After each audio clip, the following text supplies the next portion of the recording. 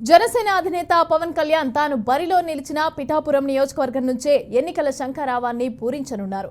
ఇక ఇవాల్టి నుంచి వచ్చే నెల 12వ తేదీ వరకు పవన్ తొలి విడత ఎన్నికల ప్రచారం నిర్వహించనున్నారు.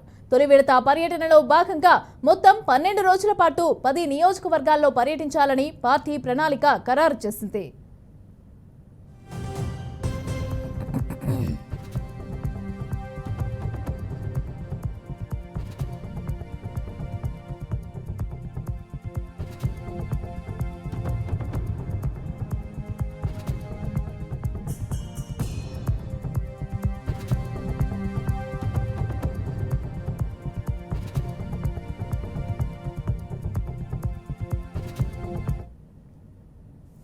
తొలి విడతలో 5 రోజుల పాటు పిఠాపురం నియోజకవర్గం పవన్ కళ్యాణ్ పర్యటించనున్నారు. ఇక ఇవాల్టి నుంచి వచ్చే నెల 2వ తేదీ వరకు పిఠాపురంలో పర్యటించనున్నారు పవన్. మళ్ళీ వచ్చే నెల 9వ తేదీన పవన్ పిఠాపురానికి రానున్నారు. పిఠాపురంలో శక్తిపీఠం పురోహుతిక అమ్మవారిని దర్శించుకుని వారాహి వాహనానికి పవన్ పూజలు చేయనున్నారు. ఇక ఆ తర్వాత దత్తపీఠాన్ని సందర్శించనున్నారు.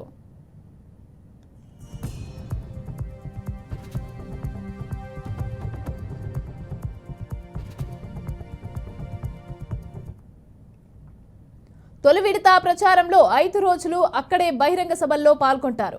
స్థానికంగా వివిధ వర్గాల వారితో సమావేశమవుతారు. ఇక పార్టీ క్యాడర్తోనూ సమావేశమై ఎన్నికల ప్రచారం తదితర అంశాలపైన దిశానిర్దేశం చేస్తారు. ఆ తర్వాత ఉమ్మడి గుంటూరు జిల్లాలో జనసేన రాజకీయ వ్యవహారాల కమిటీ చైర్మన్ నాదన్లో మనోహర్ పోటీ చేస్తున్న తెనాలి నియోజకవర్గంలో ఏప్రిల్ 3న పవన్ ప్రచారం చేయనున్నారు. ఇక మనోహర్తో కలిపి సభలో పాల్గొననున్నారు. ఏప్రిల్ 3న తెనాలి, 4న నెల్లిమర్ల, 5న అనకాపల్లి, 8న కాకినాడ రూరల్, అలాగే 10న రాజోలు, 12న రాజానగరంలో ఎన్నికల ప్రచారం నిర్వహించనున్నారు.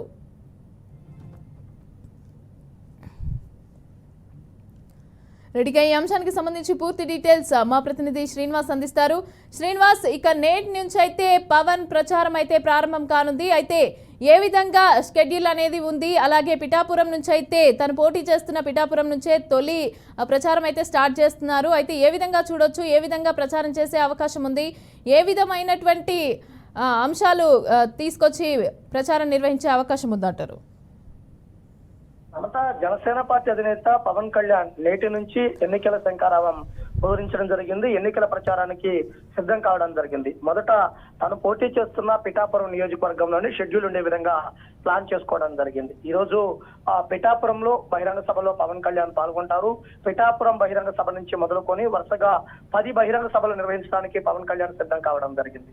అంటే మొదట పిఠాపురంలో ఈ రోజు బహిరంగ సభ, తర్వాత ఏప్రిల్ 3న తెనాలి, తర్వాత 4 నెల్లిమర్ల, 5 అనకాపల్లి, 6 యలమంచిలి, 7 పెందుర్తి, 8 కాకినాడ రూరల్, మరలా 9వ తేదీన పిఠాపురంలో ఉగాది వేడుకలు, 10 రాజోలు, 11 పి గన్నవరం, 12 రాజానగరం. ఇవన్నీ కూడా జనసేన పార్టీకి సంబంధించినటువంటి అభ్యర్థులు గాజు గ్లాస్ గుర్తుపై ఎన్నికల్లో పోటీ చేస్తున్నటువంటి అభ్యర్థులకు సంబంధించినటువంటి నియోజకవర్గాలు. ఆయా నియోజకవర్గాలలో మొదటి విడత ఎన్నికల ప్రచారానికి సిద్ధం కావడం జరిగింది.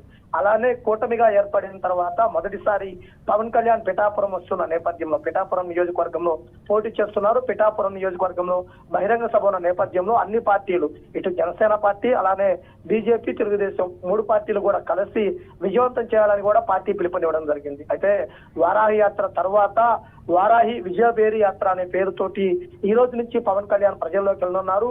ప్రజలు దీన్ని స్వాగతించి అలానే ఈ వార్తను విజయవంతం చేయాలని కూడా జనసేన పార్టీ కార్యకర్తలు, అభిమానులు కోరుతున్నటువంటి పరిస్థితి.